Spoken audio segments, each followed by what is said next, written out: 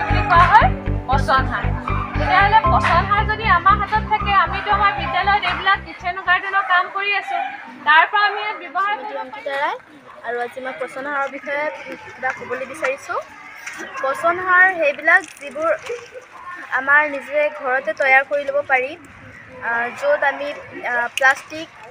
জাবৰ জোথৰ আৱৰ্জনা বস্তুবিলাক আমি পৰিব দিব নালাগে শাক পাচলি বাকলি কলৰ বাকলি ফল মূলৰ বাকলি এইবোৰ দিলে পচন সাৰ ধুনীয়াকৈ তৈয়াৰ হয় নিজৰ ঘৰতে তৈয়াৰ কৰিব পাৰি আৰু অজৈৱিক পদাৰ্থবিলাক পৰিব ফল মূলৰ বাকলি শাক পাচলিৰ বাকলি আমি গাঁতত পেলাই তাৰপিছত পচন